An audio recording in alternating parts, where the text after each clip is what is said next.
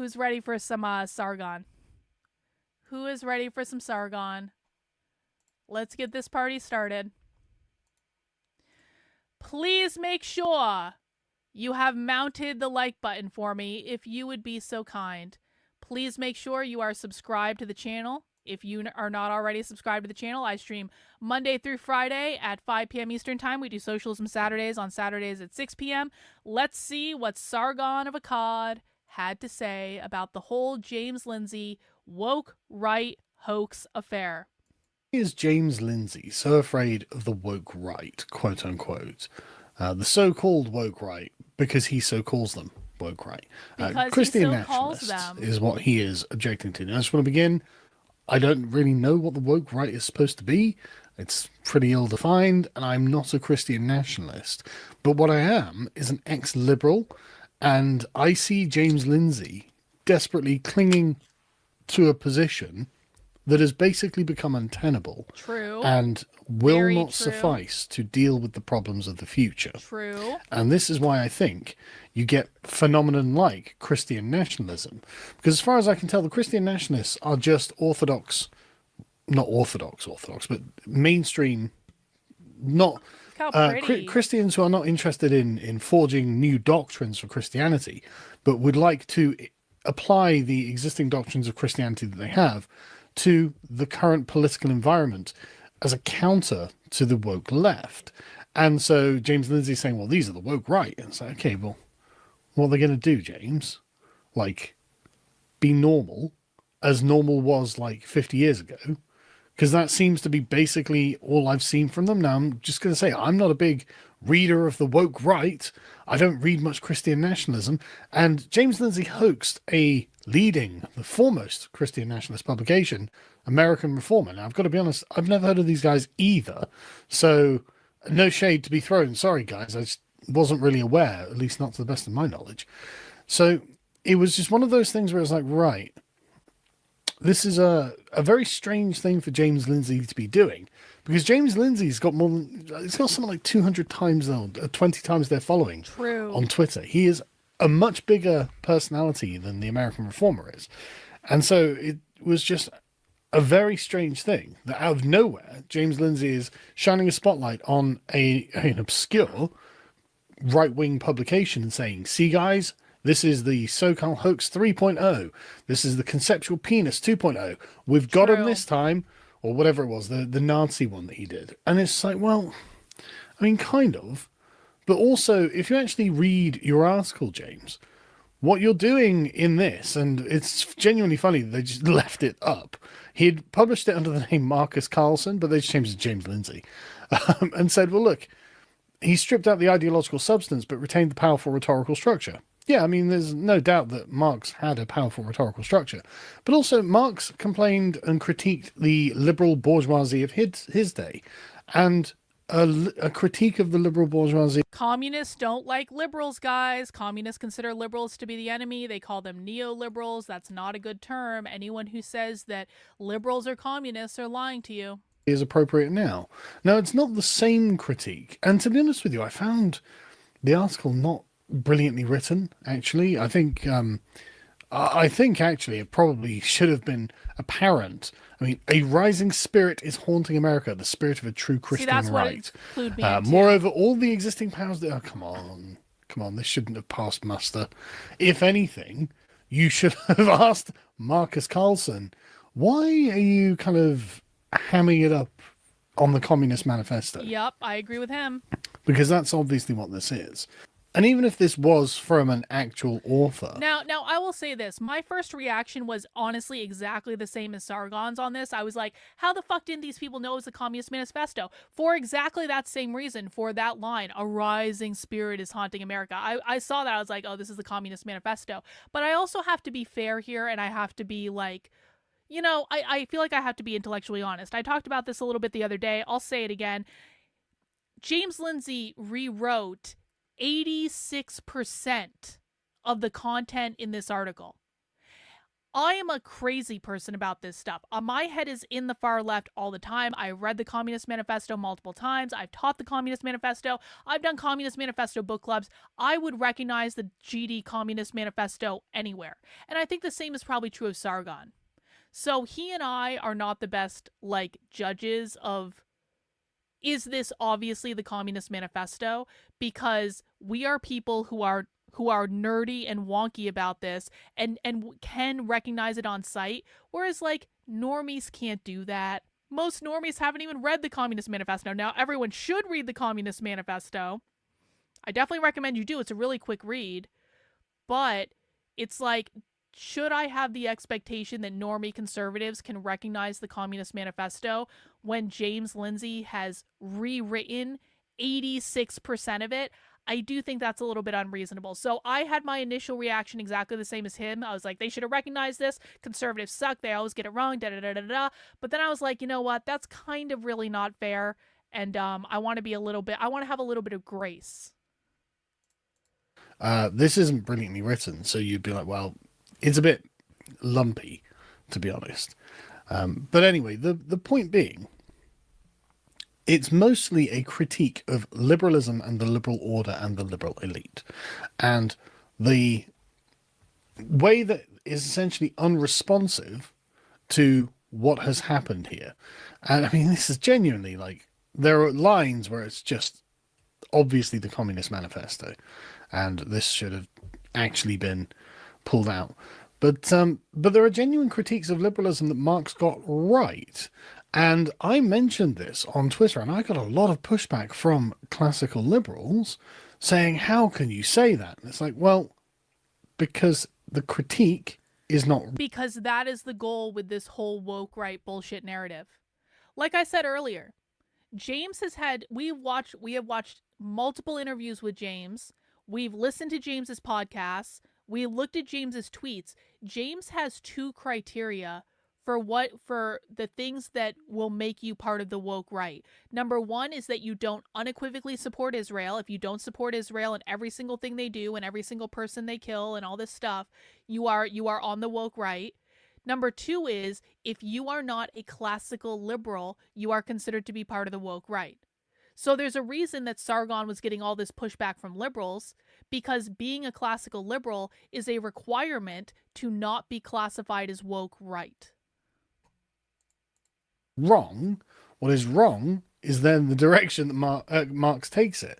Because, I mean, like, people like Thomas Carlyle and Karl Marx make basically the same kind of critique about liberalism. As you can see, Lindsay here, ripping off Marx, has said, liberalism has stripped of its aura, and Marx doesn't use that exact term, every job and social occupation previously honoured and looked up to with reverent awe. It has converted the physician, lawyer, priest, poet, the worker, the man of science, into corporate avatars, employees of its own insatiable machine. Now, Marx puts it in a more poetic way, but what he's saying is that what liberalism has done is reduced human relations to money transactions. Liberalism has made it so that the moral content of human relations has been drained out into the purely material, and then the liberals have decided that actually the bourgeois revolution is sufficient, leaving, from the position of Marx and Engels, the dispossessed and propertyless proletarians as the essentially a slave class of these wealthy capitalists. And therefore, if it was acceptable for the bourgeoisie to have a revolution against the landed aristocracy and the king to seize power for themselves, and therefore if it was acceptable for the bourgeois townsmen to have the French Revolution against the landed aristocracy and the king so that they might be free, why is it not justified for the proletariat to do something very similar so they might be free? If, in fact, the ideals of liberty and equality, which were two core components of the tripartite slogan of the French Revolution, are actually for all men, which is, again, what they all promised, then why did we only stop at the bourgeois revolution? Why don't we go the whole hog and get rid of class systems entirely. Wait, so apparently James Lindsay was on a podcast today, and when they asked him who the woke right was, he only mentioned Groypers. Right, because all this started. Listen, I actually do take at least partial credit for driving James Lindsay to this point of insanity. But the Groypers are also responsible for this because, and the Groypers and I teamed up about this at some point. I mean, you can even see that. Like, I mean, I'll hang on. I'll even show it. I'll prove that the Groypers and I teamed up about this at some point. We're going to war against James Lindsay. You keep James Lindsay up at night. I got to come and visit you in his head where you live rent free. I got to come and visit Carlin. Knock, knock. We're inside James Lindsay's brain. We're inside Chris Rufo and James Lindsay's brain where she has taken up a residence there permanently. And she's performing. She's doing shows there. She got a 10-year contract to do her talk show. No, but thank you very much. You're right. The left is going to come back pretty hard. Empire Strikes Back again. So my point with this is, I really think that this woke right started in James's head because he was getting mean tweets from the Groypers, and because my audience was haranguing his ass like almost every single day. And so I think that this is actually how he came up with these ideas, was because he was getting mean tweets on Twitter, and those mean tweets have now manifested into James Lindsay pulling a hoax to try to convince people, I swear to God, guys, the woke right is real. Why won't Nick talk to me? I don't know. Ask Nick.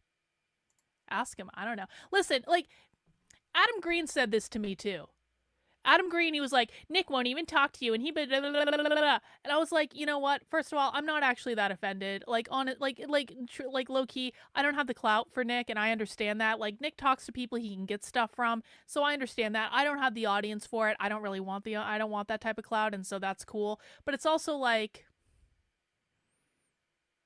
my support for Nick, it does not hinge on whether or not he decides to ever collaborate with me. It's different than that. I don't actually care about his clout or any of that. I just like what he's doing, and I think he's funny, and I think the Groypers are funny, and I agree with them on some things, not all things, and at least they're real and they're authentic, and it's not this like contrived bullshit branding thing. And so I don't know. I mean, my guess is I don't have the audience for him. I'm also a girl, and so I don't think he likes that. I'm also older. I probably doesn't like that. I don't know. I'm sure there's a lot of reasons, but I'm not like actually personally offended by it, and it honestly doesn't really matter to me, and I don't feel as though Nick has been very nice to me. He said very nice things about me on his stream. Like, why would I be upset? Anyway.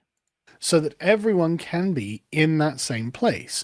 And so Marx's solution then, and again, it's written in this very vengeful way. So, okay, if you've had the temerity to tear away the sentimental veil and reduce everything to the mere money transaction, well, then we're going to make everything as you promised it.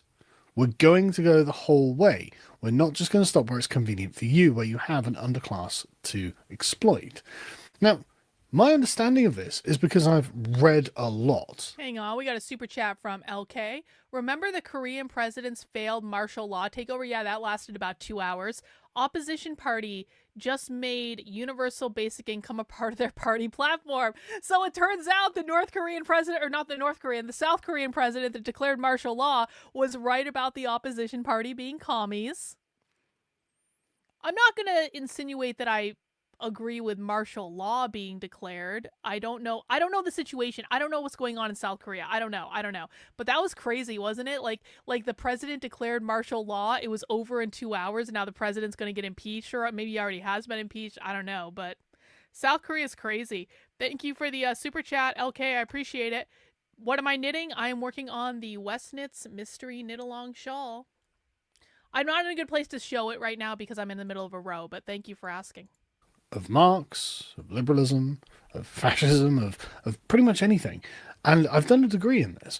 And so I've had to understand the context of all of these things and how they exist in relation to one another.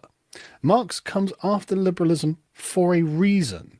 And the communists do not challenge the premises upon which liberalism sits. It says, yes, no, we agree. We want freedom. We want equality. We want people to be wealthy. We want people to be happy. We want people to have all of those things that they should have, and some people don't. So let's keep going. And the Liberal says, okay, but I'm a bit worried about where you're going, because what you're suggesting is the abolition of private property entirely. True. And they say, did you not read your... Pop quiz, what does private property mean? When communists are talking about the abolition of private property, what do they mean? Because this is actually what's important. And, you know, people are here, so I want to make sure we use this as a teaching moment. It's not enough to understand that when communists say they want to abolish capitalism, they mean private property ownership, even though they do. What does private property ownership mean? How will that impact normal people? I know this isn't the point of this, but I just want to make sure people understand that. It's not enough to just say that capitalism means private property ownership. That's true. What do they mean when they say private property? What are they referencing? What are they going to get rid of when they win? How much are all of our lives going to suck more when the Marxist takeover happens in America? Because we're all dicking around talking about woke right bullshit. They mean your ability to own a home, land, businesses, apartment rentals that you rent out as a landlord, intellectual property, individual rights, and the biggest one that people need to be aware of, parental rights are considered to be a form of private property that they want to abolish when they get rid of capitalism. And all of this is considered to be bourgeois property, which is any property that you can use to generate personal privatized wealth. Your parental rights are part of that because of generational wealth, passing down privatized rights, or privatized property rather, from parent to child. So it looks like you guys are getting it. It's very important to know what this specifically means, because this is where people fail. I know people don't know the definition of this, okay? And so that's why I harp on the definition all the time. It's not enough to just know, what does private property mean? Does it mean your cell phone? Does it mean your computer? No, it doesn't mean any of those things. It means your home, your land, your intellectual property, your apartment rentals, your private businesses, whether or not those are big or small. It means your individual liberties, and it means your parental rights over your kids. That's what they mean when they say capitalism. That's what they mean when they say private property, because it's not just about an economic system. It is a social and cultural system. They believe the nuclear family reproduces capitalism through capitalist values via something called social reproduction theory, because social reproduction theory says that social systems will reproduce themselves until they are abolished. Therefore, you cannot abolish capitalism without abolishing the nuclear family. And if they get the nuclear family, they get their Marxist utopia. We have to protect the gender binary and the nuclear family at all costs, and it is because of the specific definition of what they mean by private property that we know this. And by the way, I have socialists and communists on video saying that parental rights are a form of private property. I have them on video talking about this. This is not my opinion. I'm telling you what they say in their actual trainings. Moving on. You're Rousseau. To which the Liberal says, well, yeah, obviously, I like the general will. And Marx says, well, in Origins of Discourse on the Origins of Inequality, did Rousseau or did Rousseau not say the person who first staked out a plot of land was the great villain of history? True. And brought about the ruination of the human race, which he did. And so all property really, according to the Liberals, actually, it would be better if it was held in common, but they just can't bring themselves to admit it.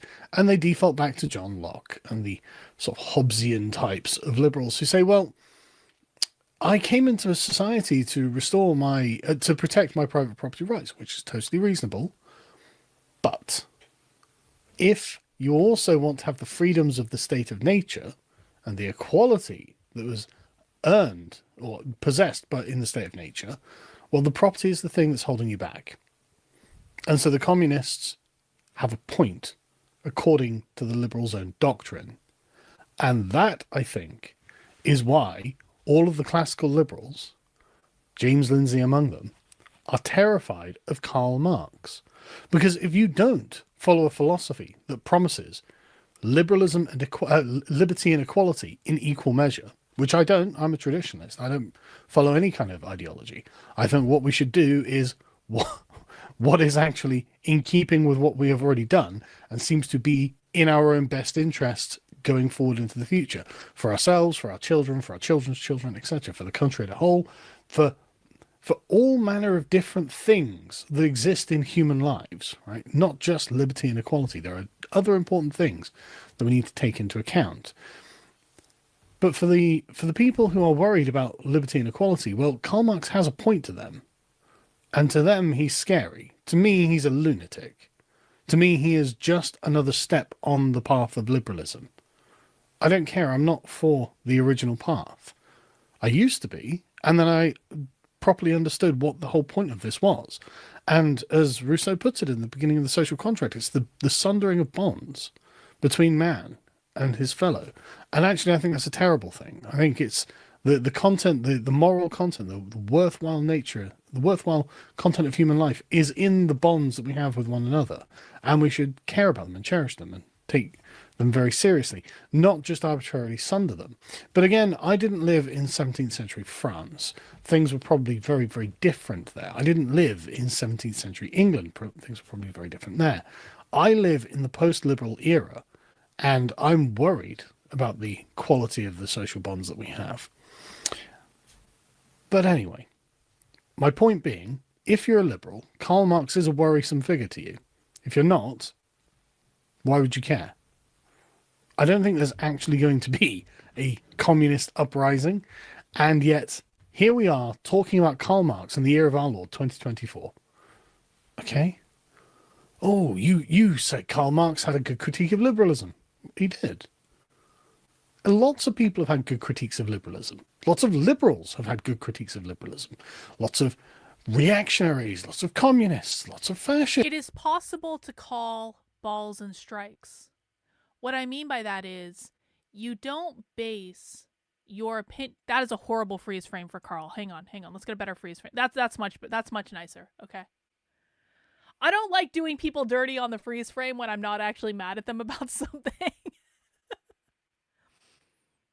Anyway, it is possible to call balls and strikes. What that means is you don't base your opinion on what someone is saying based on whether or not you like that person, based on whether or not you're best friends with that person, based on whether or not you've disagreed with that person in the past, based on your perception of that person, because every single human being on the planet sometimes gets things right and sometimes gets things wrong. And I really do believe it's important to call balls and strikes too, because I believe it's important to acknowledge that. There are people on the internet that I absolutely loathe. But if they get something right, I'll say, yeah, you got that one right. I detest communists and socialists. I detest it as an ideology. I don't hang out with them. I don't like them. With rare exception. But if a communist gets something right by saying, we shouldn't be blindly supporting everything that Israel is doing to the Palestinians, you got to give them that one. It's like, yeah, you're right about that. Now, they believe that for a different reason than we do, because they believe the Palestinians are in a glorious uprising against capitalism. They believe the Israelis are the settler colonists. That means they privatized the Palestinian indigenous land under the oppressive force of capitalism. They stole the land from the Palestinians, and they believe the Palestinians are rising up to decolonize the land, which means remove the oppressive force of capitalism from it. So they support Palestine for a different reason than we might not support what Israel is doing in Palestine, but that doesn't actually make their assessment of the situation like completely wrong just because I don't like them, just because they're socialists. They are right sometimes. And I feel like that's what Karl is doing with Karl Marx, is saying like, listen, man, I don't like communism, I don't like Karl Marx, I don't like anything this guy says, but he has some accurate critiques. And this is where James Lindsay falls apart. Because James Lindsay will go to war with someone forever based on them saying something that he didn't like. And at that point, it doesn't matter what you say. It doesn't matter what you do. I made a joke about James Lindsay in private 3 years ago, and he still holds that against me today. And that is part of the impetus for why we have never worked together. Because I made a joke about him in private to someone else that was never supposed to be public 3 years ago, and he can't get over it. And he had to dismiss every single thing I've said, every single thing I've done, every far left infiltration, every single piece of material that I've dug up. All of that had to be dismissed because he was pissed off about a joke 3 goddamn years ago. That's not calling balls and strikes, guys. That's not being intellectually honest. There are people that I really dislike on the internet.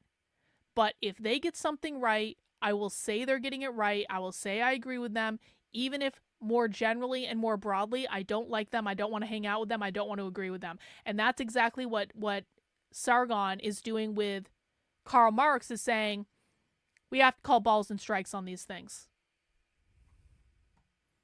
Critiques of liberalism.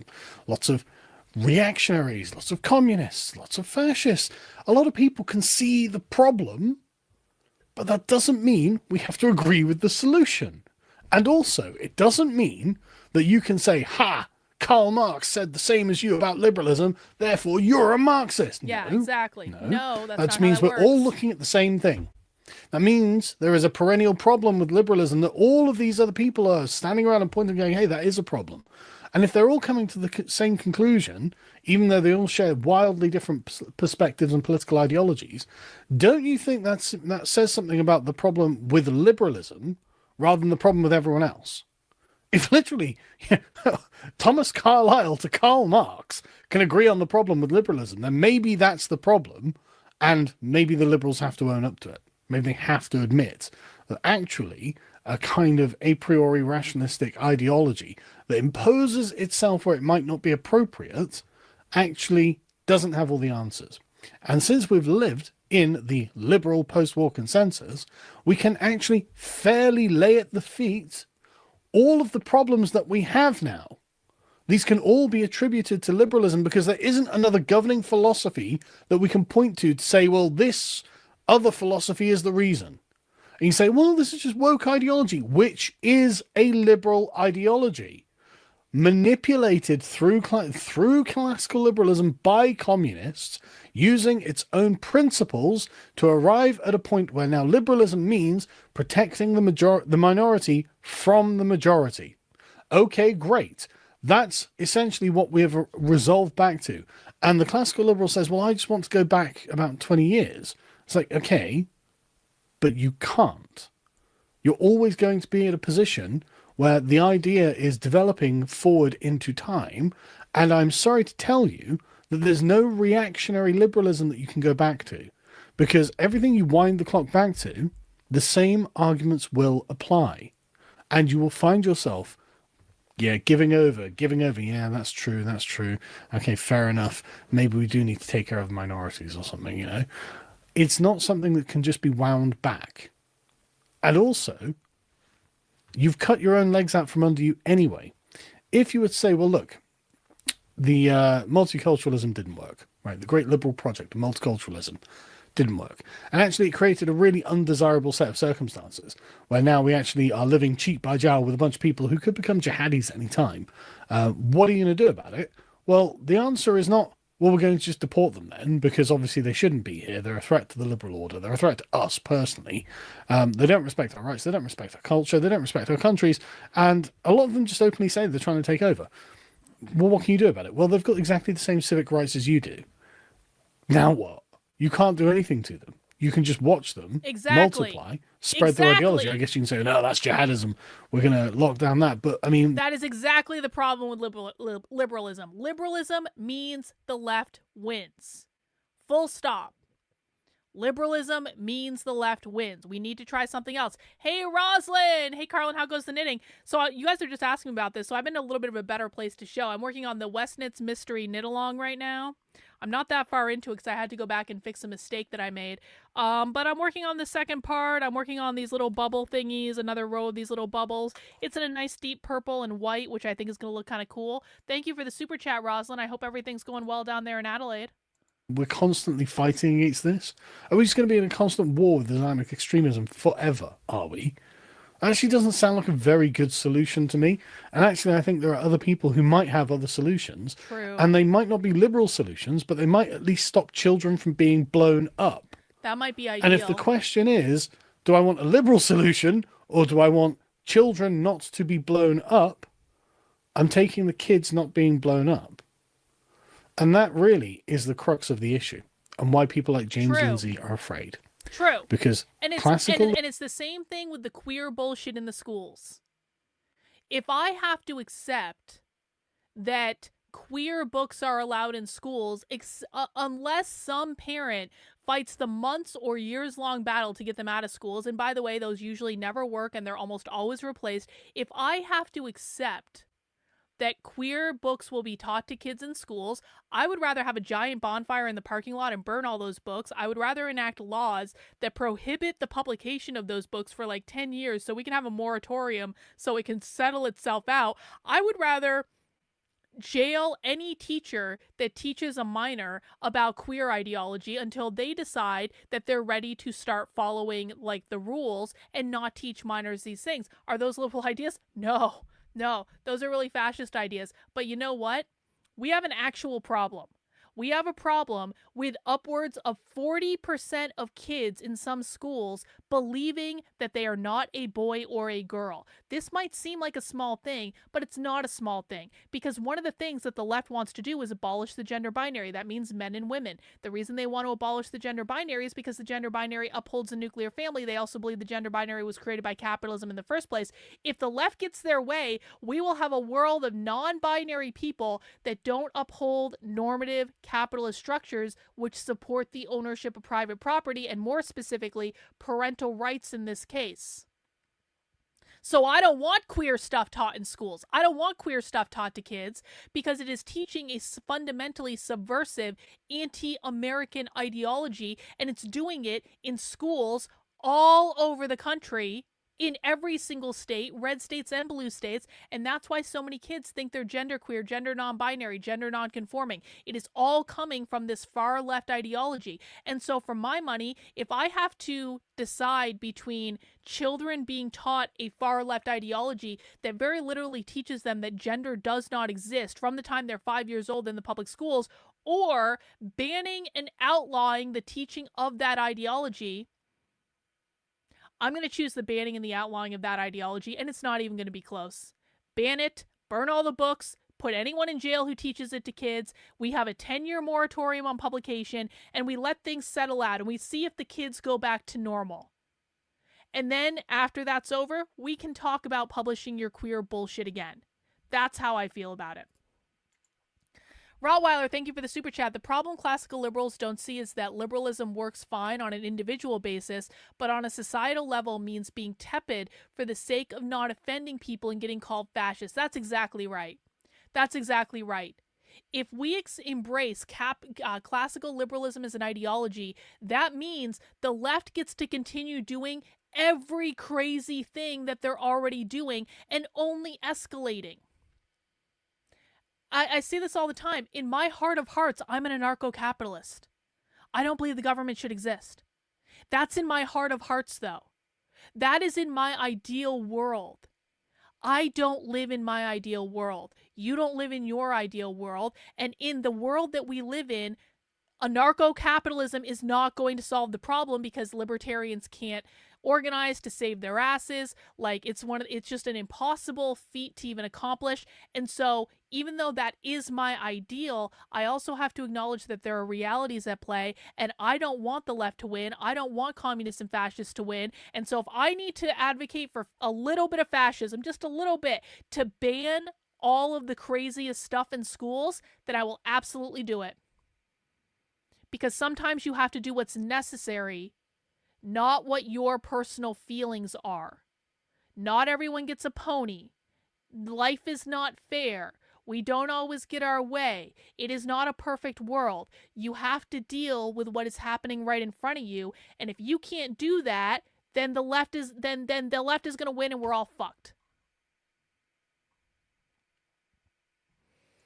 I like how I haven't seen... Well, I have rules in my chat. That's why I have rules. Number 1 rule, don't be a dick. Don't insult me. Don't insult other people in the chat. Number 2 rule, no whining. If I tell you to stop doing something, just stop doing it. We play nicely with each other here. It's the nicest chat you're going to find on YouTube. There's no shit posting. There's no nonsense. There's no name calling. We hang out. We watch content. We talk about it. We treat everyone well.